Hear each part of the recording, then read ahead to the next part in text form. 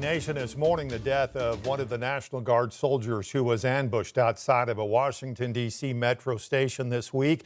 While the investigation into the shooter's motive underway now, President Trump says suspects should never have been in the country and wants to remove even more foreign nationals that he says don't love the U.S. Natalie Brand has more now from D.C.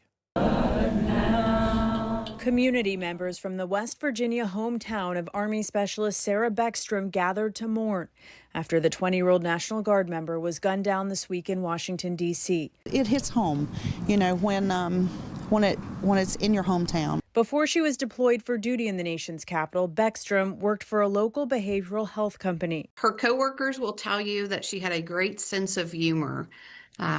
She liked to laugh and she loved being a part of the community. 24-year-old Private First Class Andrew Wolf was also on patrol near a D.C. metro station only blocks from the White House when the ambush attack unfolded Wednesday.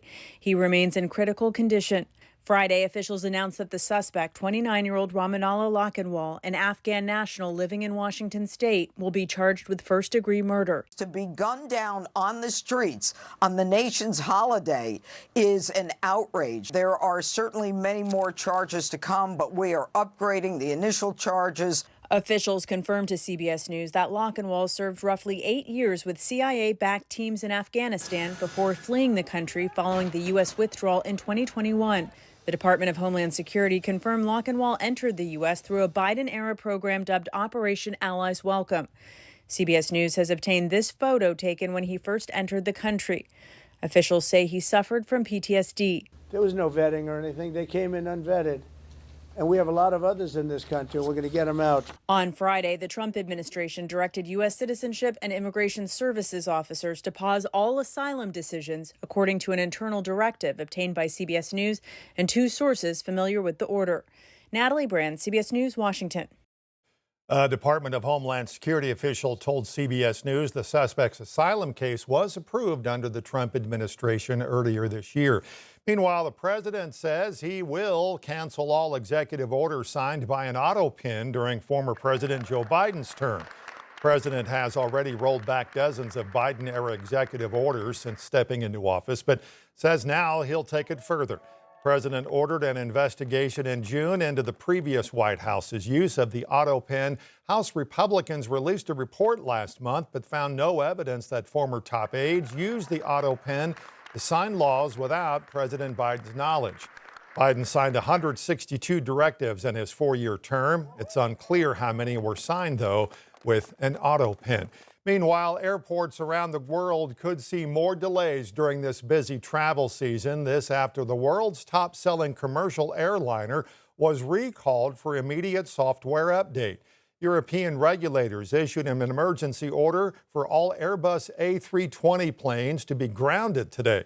They say it's because intense solar radiation can corrupt critical flight control data.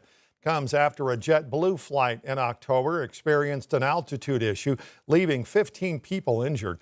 As for airlines at XNA, Frontier uses only an A320 plane. Delta and United say very few planes will be impacted. American Airlines says it plans to have its planes back in order by tomorrow. New at 10, back here at home. Black Friday shopping all wrapped up today, but there's another opportunity to get those Christmas presents bought early. Also supporting local businesses. Small Business Saturday, of course, tomorrow, an opportunity for smaller area-oriented shops to showcase their crafts and products.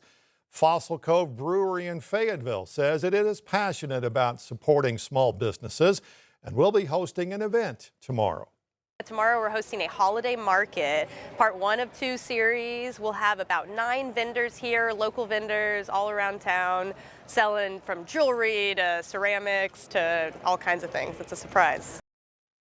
A pop-up vendor market at Fossil Cove Brewery tomorrow will open from noon to 5. Just as we say goodbye to one holiday, preparations underway for the next one. The historic Capitol Hotel in Little Rock, known for its festive Christmas decor. For the 42nd time in a row, a North Little Rock florist store, Tipston and Hurst, providing the hotel's holiday tree. Now, the hotel's general manager says they look forward to welcoming hundreds of people as they do every year. I like to call this our love letter to Little Rock and to all of Arkansas. It's our ode to the community. It's our way of saying thank you, Merry Christmas. The official tree lighting ceremony, by the way, at the hotel is on Tuesday. You can take pictures for free, no matter if you are a guest or not. Busiest day of the shopping season happened today. People all across the country getting up early to snag deals on holiday gifts. Here at home, shoppers traveled from far and wide to get a discount. We went to Bass Pro Shops very early this morning and Rogers to see Black Friday in action. 2 customers came across state lines from Oklahoma determined to be first in line. There was just like the first 5 or 6 people at the door. We've been here since 11:30. It was just one of those things that you always hear about and want to try out, and we'll try it once and probably never do it again.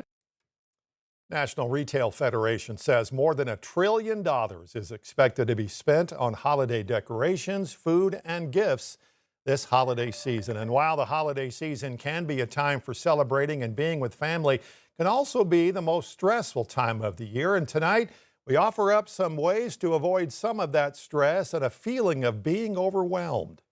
We all know the holidays can be hectic, and a new poll backs that up. Survey by the American Psychological Association shows it brings added stress for 2 out of every 5 people surveyed. Sage Small is a mental health expert at the Guidance Center in Fort Smith. She says it is normal to see an uptick this time of year. This is a time where we get to maybe meet up with family and friends that we haven't seen all year. It can be a very exciting and eventful and very busy time of year. Small says look out for the signs that you're getting stressed out, like changes in appetite, insomnia, headaches, muscle tension, and just an overall feeling of being overwhelmed by all the activities. She also says it's okay not to feel okay, just don't be afraid to ask for help. You're not burdening somebody, you're not putting your problems on there, you're reaching out. And that's the most important part, because we are not made to do life alone. Humans are made for connection. Humans are made to be in gatherings and loving relationships with each other. So we need each other's support. Small says there are some simple ways to manage your stress. For starters, exercise. Get outdoors if you can and take a walk. And when you've had enough family time, she says it is okay to leave. Making sure that we're not overextending ourselves, that we are taking breaks, that we're focusing on self-care, and boundaries are self-care. Saying no is okay.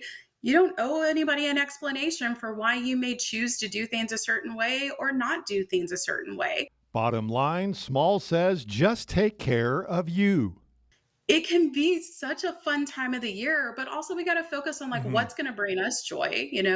Don't overextend yourself. Don't feel like you have to go to every event, but choose the ones that really stand out to you. Choose the ones that are fun and exciting and that make you want to kind of step outside your comfort zone and go partake and participate. If you would like to hear more of my conversation with Sage Small, download the 5 News Plus app for your smart TV and you can watch it there for free.